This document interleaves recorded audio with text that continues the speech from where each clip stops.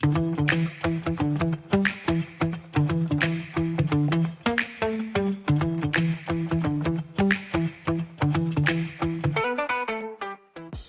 Yankelevitch is a TEDx speaker and popular LinkedIn learning instructor with over 750,000 global learners who have watched his courses. He has written several thought leadership books on communication and recently published his first work of fiction, An Interview with Failure, where a podcaster anthropomorphizes failure to get answers straight from the horse's mouth. Sam is the CEO of Express Lingo Solutions, helping organizations by leveraging the strengths of their people. He is a sought-after corporate trainer and has spoken at national and international conferences. As an industrial engineer and former VP of operations with a deep understanding of standard processes, Sam focuses on quality systems and the communication needed to tie these together. He leverages problem-solving methodologies to facilitate discussions around people topics and how organizational culture forms and transforms based on daily work practices. Sam is originally from Colombia, but has lived in the US for almost 30 years. He admits he is too old to grow up, too young to stop learning, and delighted to give back. So yes, Sam, welcome to this podcast where we're just going to be focusing on accountability. How do you get accountability from people without over-managing them, without kind of micromanaging them? And I know, Sam, from your experience, you're bound to have kind of insights and words of wisdom on that. So yeah, just looking to pick your brains really on that subject. Absolutely. Thanks for having me on your show, Lee. This is exciting. So accountability, by the way, I'm in the States, and if you notice a slight accent, or your folks notice a slight accent, those that don't know me, I'm Colombian, so Spanish is my first language, and I'll never speak as well as you do English, Lee. So, but I'll try my best. So accountability is a bad word where we're around, my business arena. It's always taken as a negative. Just last week, I was at a client, Lee, and I'll talk about how I see accountability in the micromanaging. And I asked, because the accountability is one of these things where it drives people to hide things and not do, and it just the antitrust and anti-respect kind of word. And I noticed that some of the things that people promised and they committed to were actually getting done on time and correctly. And I said, why does accountability always have to be like a punishment? Why can't we, when somebody did what they committed to, why can't we go out there and do a recognition and a celebration of that? And, I was talking to a manager, and he said, that's like weird, strange. And I said, well, it has to go both ways, because you're actually supposedly making somebody accountable for a commitment that they made. And so we started the conversation and ended up actually finding opportunities for him to actually go out there and congratulate people because they, for a job well done, which was probably a first in this company for many years. So I wanted to start kind of this conversation on a positive note, because it's it's making and keeping commitments. I think that's what drives execution. Making and keeping commitments. So I think those are great points to start off with, Sam. I think you're absolutely right. I think, again, we've both worked in organizations as well as for organizations and consulted, etc. And it never ceases to amaze me that whilst organizations are looking to get the most out of their people and be more effective and productive, that kind of focus on getting people to do what they're supposed to do, as you quite rightly say, sometimes kind of instills fear when the word accountability is actually used, because they're not quite sure about the repercussions. But from a leader's point of view, a manager's point of view, that kind of failure to acknowledge people when they are actually achieving something. I remember one leader saying to me when we suggested that they kind of praised their people, their actual comments was, well, why should I do that? That's what they're paid for. So it's kind of that mentality that you sometimes kind of competing against. I think that kind of positive mindset from a leader is important, and changing the mindset around that, the kind of word and the language and the preconceptions of accountability as well. Yeah. So, one thing that I picked up on language was you mentioned language, Lee. So accountability is a very English term, and it's different from responsibility. I managed a German company for quite some time before we met. Um, I was the VP and general manager there, and the German word for accountability is the same as responsibility, verantwortlich. If you in Spanish, maybe there's a similar, to hold. So when I like to look up, I'm a nerd for words, so I like to look up the origin of this, and of course, it's the word count in accountability is very important, and the reason is because if you want to hold somebody to account, you have to be able to have some kind of objective measure, right? In order to get to an objective measure, you have to have absolute and total clarity of the expectations on both sides, right? And that seldom happens. Unfortunately, it's one of these things where we're in a rush. The manager, and especially the micromanager, is in a rush and really doesn't take the time to build that expectation, the clarity up front with the other person. What's more, they don't even let them speak. It's just one of these things where you blurt out what you want to get done, and the way that you ask for it to get done sometimes is very intimidating, where the person then ends up saying yes when they really didn't mean that they could. Yeah. So the word itself is very important to realize that you have to be able to hold somebody to account. You have to count on them. They have, but you have to be able to also have objectively count that the task was actually executed correctly and on time. And otherwise, you get into this, as you well know. Yes, I did. No, you didn't. Yes, I did it. No, you didn't. Right? You've seen that? Yeah, definitely. And again, I think that kind of clarity of communication is so important. But once that's given, even if it's given correctly, I guess there's an element there of the leader, the manager, trusting the person to actually carry out what they thought was agreed was going to be the task, the instruction, the objective, etc. And you mentioned the word micromanagement there, and I think that's where that micromanager kind of head pops up when they don't have that trust of that individual. That either is because of the lack of strong relationship, or maybe historically the individual hasn't quite done it as they were expecting, and therefore this is now leading to them overshadowing every single aspect that they're doing of the new task, as it were. So, yeah, just curious as to what your thoughts are in terms of how do you kind of break that cycle of trust and kind of leading to micromanagement tendencies.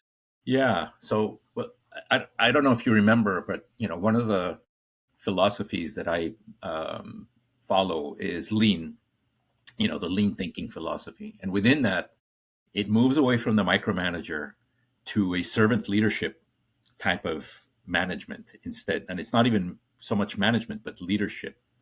And so the servant leadership is the person that actually opens the door respectfully for the other person to contribute, especially because most of the time they're the experts on what needs to get done. The micromanager has usually no idea about the subject matter. But you asked a great question. How do you do that? So first of all, you have to have an incentive as a manager to do that, right? And so the incentive is, look, if I'm able to delegate some of my work on a daily basis successfully, and the other person is able to execute, then I can focus my time on strategic things and not the day-to-day crazy, which is really the task that a manager should be doing, right? So first, it's get them to understand that that's going to build what I call organizational capacity for people to make decisions. So you have to incentivize them to say, look, you're going to be able to have time to work on the real stuff, the stuff that matters. So that's from that side. Now, delegation then is one of these things where, going back to the lean thinking, is the Kaizen principle, where you one bite at a time. So if you don't have trust in the person, then you have to build it. Give them a small task. You don't have to start out with hey, go find how we save the world or solve world hunger. That's an impossible task. So choose a small task. Let them go out there and do it, even if it's just, hey, go and get information. Don't make any decisions. Just come back and get me some data, and see how that goes, and coach the person and see where the gaps are. And then the next time you give them a bigger task and stuff like that. So that starts building trust, because they're becoming more competent. And from the competency side, at least from the trust side, you start building that. So it's one task at a time, and it should be, again, to the motivational. It should be so that you have mutual success. Yeah, I mean, you mentioned so many things there that, just to pick on those, are all relevant points. I think, again, what I've experienced, and I'm sure you have as well in your career, that sometimes you have a manager that is in that management role because they've been promoted because of their technical competence, it's their expertise, and they're often fearful or very reluctant to let go of that knowledge and that task, and that often leads to that micromanagement style. But I guess there's almost an element of them being educated that is no longer their role. As you say, as a manager, they've got people that should be doing the task, and their role is the kind of strategic thinking or the bigger picture thinking. So there's an element for me of educating them to be comfortable to let go of the task involvement, getting their hands dirty themselves, and having that skill set. And you mentioned the word, to coach their people to actually do the work that they need to do. So I think when we start to unpack that accountability, getting people to do what we want them to do, actually the focus isn't immediately on the individual. It's more on the manager and their skill set and their mindset and their approach to how they engage with the individual to get that accountability. I just wondered if you come across any examples of that, and how do you make that transition, or how do you help the manager make that transition from being the technical expert to that strategic manager? Yeah, I just actually, that's very interesting that you mentioned that. So I just, this year was very lucky for me, Lee. I was very busy in January. I was running workshops for a company, flying around in the U.S., which I hate. Flying is not fun anymore. Getting on planes and being in hotels, but it was an opportunity to go out there and actually share and practice some of these things about accountability and to your point. So one of the things that struck me, and you just said, so the manager is hiding behind a title often. Those titles sit in an org chart, and they're usually very vague. And the title is often used more to show power and control. This is I'm the manager, or the senior manager, and those titles are very vague. They're about power and control. And when so I start coaching managers and say, but what is your role? And that's that subtle difference in thinking. What is your role? They said, well, it depends on the context. Well, yeah, let's talk about some contexts, right? And it turns out that they start, because I said, write down your roles on a daily basis, right? And so they start writing roles, and I gave them some examples, for them to understand. And so they said, problem solver, collaborator, facilitator, integrator, all these roles started to pop up. And I said, fine, great. So now for accountability, think of yourself, think what roles with those things that you wrote, think what roles would be helpful for both you as the task giver and the task doer to be successful. And that's where this opened up to this, we have these open conversations that that's the way in. So some of them were reluctant, as you say, because they want to hide behind the title, and that might be a little bit of lack of training and lack of competency, which is it's normal in some cases. But those that really wanted to progress, they realized, oh, okay, the title that's on that website in the org chart is one thing. What's on my business card is one thing. But I'm not here to intimidate and to exert control. I'm here to participate and collaborate and be what I say. We're all colleagues, Yeah. And so we had those conversations in the workshops, and there were a lot of aha moments for the, for these, they're like top management folks that showed up to these workshops. And so so that kind of broke the ice, and that was great. That kind of really worked out. That's good to hear, and I guess we're seeing more and more of that. I know I'm slightly older than you, I think, Sam, but in terms of our leadership careers, the style of leadership has drastically changed over the last 5-10 years to what it was, say, 20-30 years ago, where it was that kind of JFDI kind of approach to leadership, where these days it's much more empathetic, listening, taking on board the other party's viewpoints, and being empathetic to their considerations. And I think that kind of set of skills should kind of be in play to kind of go away with that micromanagement style, because even though organizations still require productivity, they still require people to take ownership and do the tasks that are being given to them. It's the way that it's kind of communicated, as you say, it's the way it's delegated to them, and that puts the ball very squarely at the feet of the leader to think about their style, their approach, to get the best from their people from that point of view. And I guess that kind of accountability is in lots of organizations steeped or linked very closely to performance management of people. And if they're not seen to be hitting their goals or seen to be being accountable and having the metrics that you mentioned earlier on hit the targets, then again, that causes lots of problems within the workforce, which again spirals into demotivation, unhappy engagement, etc., which again affects the kind of lack of productivity. Yeah. That's a fact, and so just to give you a little bit of history. So when I was managing the German company, which was my last employment. I left my last employment in 2013 to do the training and the consulting lead, and it's been good. I've learned a lot, because you get to see, a lot of different industries, a lot of different people, and so it's been fun. But I had a problem, and first of all, I was the Colombian trying to manage German engineers, and in a very tough automotive environment, which is very competitive with very low profitability, right? And so I had communication issues. My communication issues were definitely a thing, and so myself and several others in the management, we hired an executive coach. Okay. Yeah, his name was, he passed several years ago. His name was Vito Giordano. He was from New York, and if you like The Godfather, I mean, it was like sitting in front of The Godfather, because he had the accent, and he would say, "Hey, if you talk to somebody like this, so it was." So he taught me. We had great conversations, and he was very tough as a coach.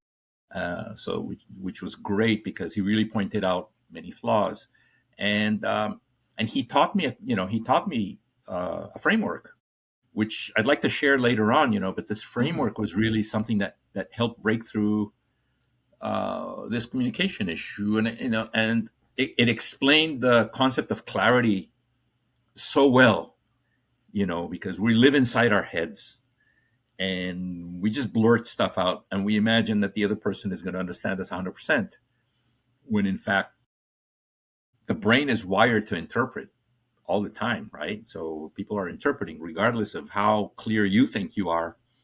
They're going to pick up on stuff in a different way.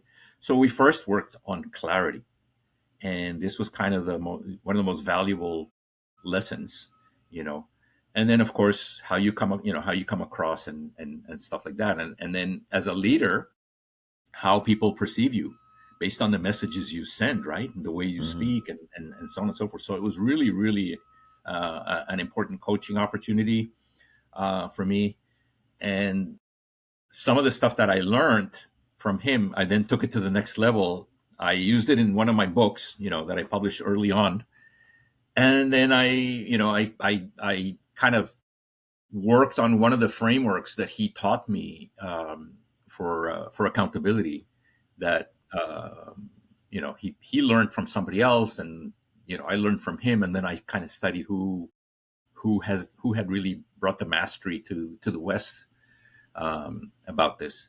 But yeah, that was kind of the experience.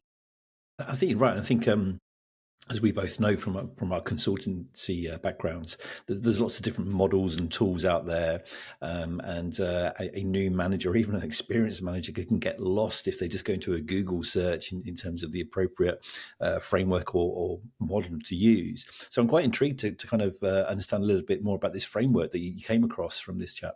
Yeah, so he taught me something called I don't remember exactly how he named it. I ended up putting it together, and I ended up calling it commitment conversations. Okay. And the commitment conversation model or the commitment conversation framework is basically a 5-step framework.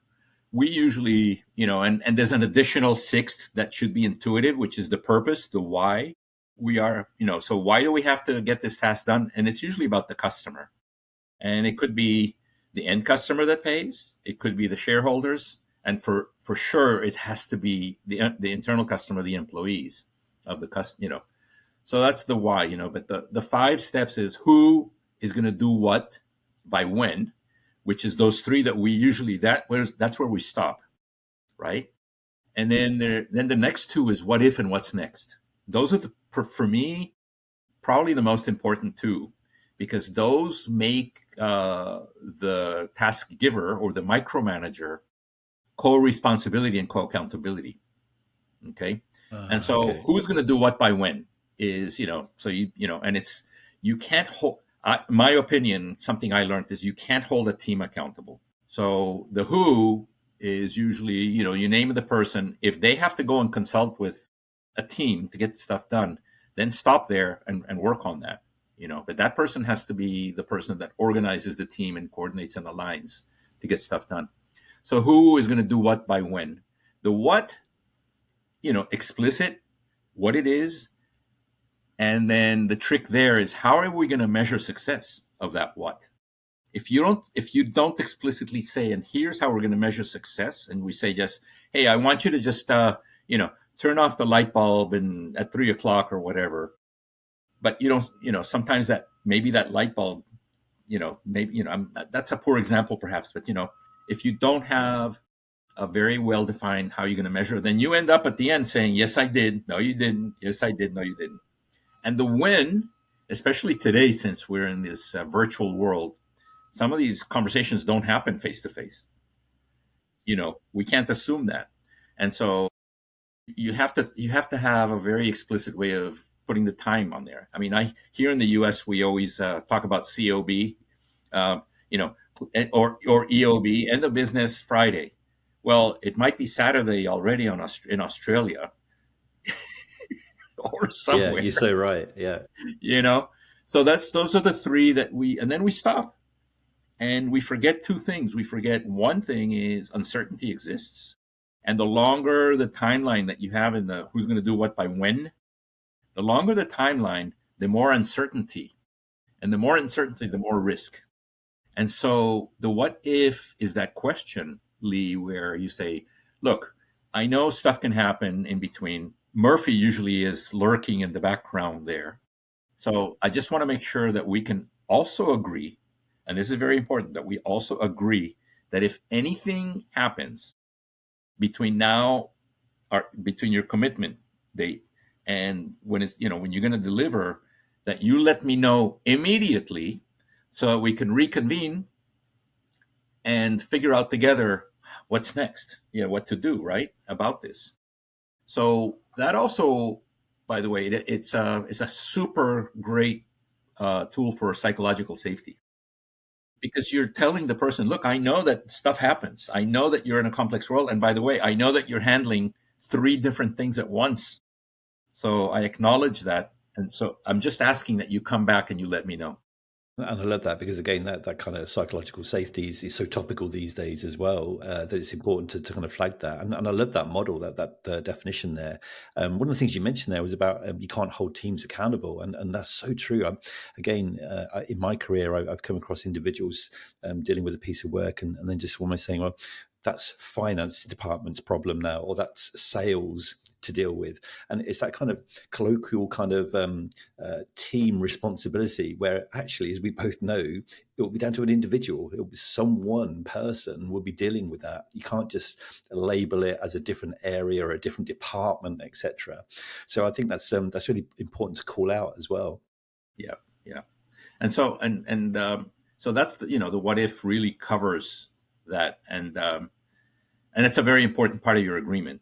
And then the fifth element is the what's next, and that's where you have to do follow-ups, to do trend analysis, progress analysis, where you are, how things are, and if your task takes weeks to do, then have a weekly meeting and get that person to commit to come to that weekly meeting and report out. Now, I'll tell you, so going back to micromanaging, I've dealt with certain cultures in some of my workshops that will say, I don't need to be micromanaged. If I give you my word, I'm going to get it done. Right. And so that's kind of pushback. And I understand, as I say, that's lack of respect. Unless you have 100% trust in them and you know them really, really well, then I always say, listen, I have to report to my customer every single day. So I don't want to have any surprises. And this is why I ask that you come to the follow-up meetings. And by the way, the follow-up meetings makes that manager co-accountable. Because in many instances, people skip the what's next, the follow-up. Who's responsible and accountable to make sure that they follow up? The manager is, right? So those 5 steps, if you follow that framework, and here's very important, you do this up front before you take action. Make sure that all those 5 things are totally clear and the expectations are totally clear. Okay. And then, because doing this up front, so here's that people say, I don't have time for that. Well, you have time to correct things after the S hits the fan, right? Well, then you might as well invest time up front before the S hits the fan to be clear up front. Take the time to do that. Now, taking the time to do that also means that you're opening up the dialogue, with the other person. But I'll tell you a little bit about that. I don't know if you had any comments on the what's next. No, I love that. I love the whole structure, and I think, like you say, the kind of structured approach. As well as I do, that I'm a big fan of what gets measured gets done. So having that kind of structure, having those metric points or those touch points that are easy to clarify, easy for people to buy into. I totally agree. If you do that right at the very beginning, you're managing the expectations of the process as well. So fantastic there. And I guess once you've done it once or a couple of times, then your respective audience, your team, etc., get used to that approach and kind of hopefully engage with it and kind of suggest things rather than the manager always having to lead that. But that kind of the what if stage, I think, again, is fantastic because it takes the kind of to the next level of being proactive rather than kind of being reactive to situations. And often, as we alluded to earlier on, the friend of the micromanager is when things have gone wrong and they're having to kind of come in and bail things out and kind of sort the problem out. So if you can anticipate what those problems are and plan what you're going to do to reduce them or mitigate them or even prevent them, as it were, then that's got to be fantastic from the proactive point of view. So yeah, I love that framework, love that process. Yeah, and it makes it easy to really hold somebody to account in a fair way, Lee, because then if somebody comes back and they say, well, it didn't get done. Yeah, but you also committed to calling me. You never called me. It's like, it's too late now. What are we going to do? Like, you knew 3 weeks ago that the S hit the fan and you also had agreed to call me, so it takes out a lot of the excuses. And, it has worked quite well, in the trainings. I have to tell you though, so that, by the way, those 5 steps and that agreement model forms what I call in lean thinking, the standard. And so when you're holding somebody to account, then you don't have to get excited or emotional and insulting, or intimidating, because you just go back to the standard and say, look, you and I agreed, or as my coach, you say, you and I agreed to do this, but let me call Vito and he'll come and kiss you on the cheek. Don't take it personally, So it's like, so you don't have to get emotional. You just say, but Sam, you agreed that you were going to let me know immediately. You didn't even call me. It's, I understand things didn't get done, but what's worse is that, of course, then, you say, well, where were you, micromanager, that you didn't hold me to account for the follow-up meetings on a weekly basis, so you have that.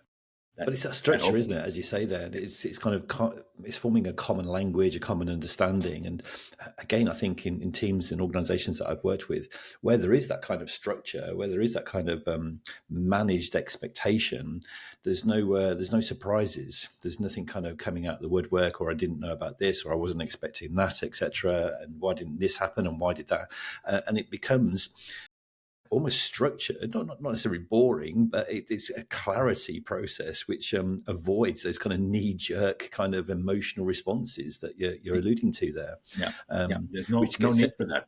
Yeah, absolutely. So, and also picking up on your kind of point there that it works across cultures, because regardless of kind of cultural differences, the standards of business, the standards of management should be the same, I would argue, in terms of expectations from a business point of view. And that's ultimately what we are looking for people to achieve, that task accomplishment, that objective accomplishment, and being accountable for that is all down to the relationship that you just mentioned there. Yeah. So I want to share with you. So one last thing about this, because at the end, it's very easy to ask a question that leads to an easy yes. And as you well know, a yes can mean so many things. There's the fake yeses and the intimidated, I'm intimidated yeses, and yes, I just want to get you off my back yeses. The only yes you really want to accept is yes, I am fully committed to getting this done. You can count on me, type of thing, right? Well, it's difficult sometimes to do that. And as going back to the trust issue, Lee, and I actually found a very cool way that I want to share with you and with your audience, a very cool way to ask the question that opens up a space for the task doer. And it's an opportunity to develop trust with them and show respect. So it's a scaling question. And this comes from solutions focused coaching. The scaling question would be, so Sam, on a scale from 1 to 10, how confident do you feel that you can actually commit to getting this task done by the date that we previously agreed to? Okay. That throws that person into a thinking process. It's like when you go to the doctor and say, well, your pain level, is it, from 1 to 10? And you say, on a scale from 1 to 10, where 1 is no confidence and 10 is very confident, where are you? And so let's say the person says, well, I think I'm about a 6. If they say 10, beware, because you got to cut through the BS, right? Now, it could be that you know them, that they're trustworthy, and you follow, and that's done, right? But these are for people you're developing trust with, right? For future delegation. So on a scale from 1 to 10, where 1 is, not confident, 10 is they say 6. Oh, Sam, thank you. So why did you say 6 and not 5? So then it goes back to, so I'm going to say, well, because I feel that I can do this, this, and that. Those are my strengths. So now the manager and the leader can work on, based on my strengths, say, Sam, what will it take you to get from a 6 to a 7? Mm-hmm. And here's the key, and how can I help?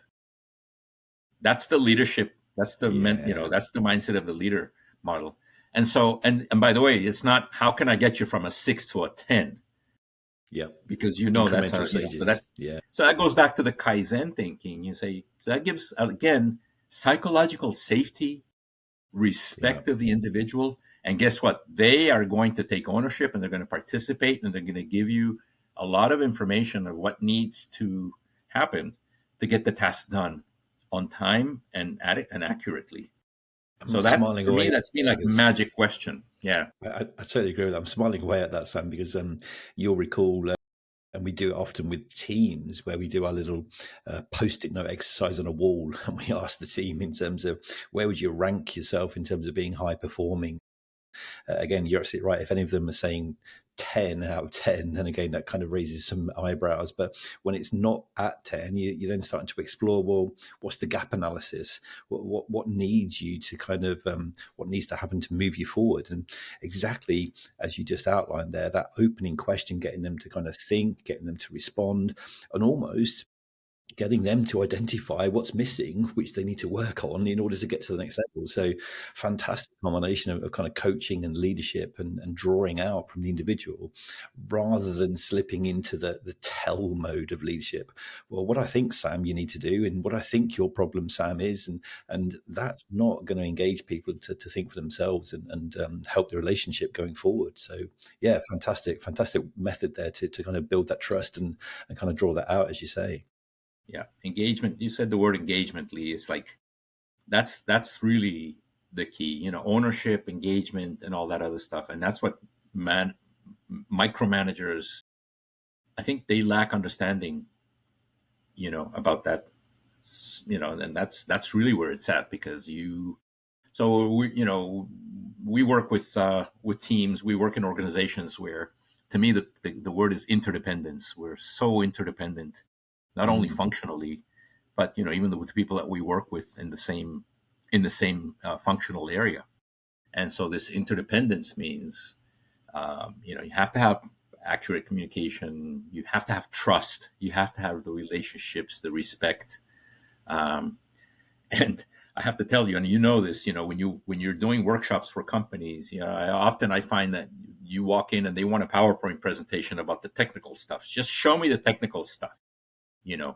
And the first thing I notice is that there's no relationship of trust with the people that are sitting together at the table. They don't really know each other. So I'm very emphatic about working on the relationship building activities, to get people to really be human. And that's often the glue, isn't it? That holds kind of structures, processes, teams together. It's the relationships, the strength of those relationships. And interesting, you mentioned about the kind of connection, the interdependencies. It's only fairly recently that a lot of organizations are recognizing that when you talk about customer, it's not always the external customer. There's an internal customer as well, and how you kind of respond to them in the same kind of polite manner, the kind of respecting their goals, their kind of requirements, etc. And that again is a mindset thing. So I think a lot of that is so important, the relationships that are held, that makes these things happen. The customer supplier, yeah. Absolutely. So Sam, so far it's been some fantastic insights and some great tips and hints there and model explanation there.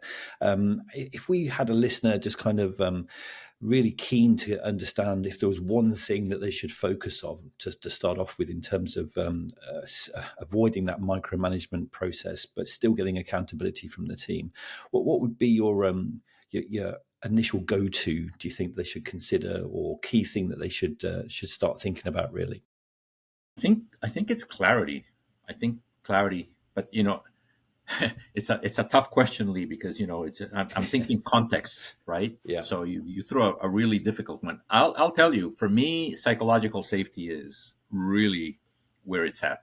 It's the micromanager usually is intimidating, and intimidation does not drive engagement or motivation. It drives fear. So you have to remove fear from the equation, and one way to do that is to take off your title hat. Sometimes as a manager, and be seen more as a leader, and just say, hey, how can I make your work easier and better? And that's the lean leadership, servant leadership model, where we're not there as managers to beat people up and to intimidate. We're there to develop people. And by developing people, you build capacity, which is kind of what I said at the beginning. And by building capacity, you're then free to work on strategic. And as long as a micromanager doesn't see that, it ain't going to happen. Yeah, I as think they stay around.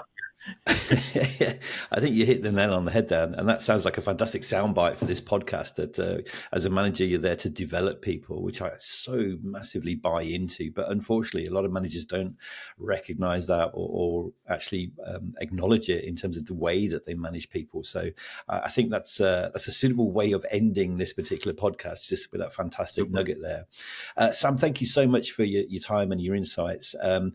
Listeners can find out more about yourself and all the tools and consultancy that you do from the links in the podcast notes and the YouTube notes. So I would encourage them to take a look there and tap into even further insights from yourself. But Sam, like I say, thank you so much. It's been an absolute pleasure talking to you again. Hope to see you again on future podcasts where you can share even more insights around the knowledge that you held. So thanks very much, Sam, for your time. Thank you for the invitation, Lee. This has been fun. Thank you very much. Pleasure. Thank you. Calling all HR professionals, leaders and managers. Are you ready to take your workplace strategy to the next level? At 2Js, we get it. Managing people, driving engagement, and keeping up with ever-changing HR challenges isn't easy. But what if you had instant access to expert-led training, ready-to-use HR toolkits, and practical resources, all designed to make your job easier? From leadership development to conflict resolution, employee engagement to resilience training, we've got the solutions you need when you need them. And here's something just for you. Use discount code podcast25 at the checkout for 25% off all purchases at 2J's HR store. No more wasting time on outdated processes. Visit 2jshrstore.com today and claim your exclusive discount. Because great HR isn't just about policies, it's about people.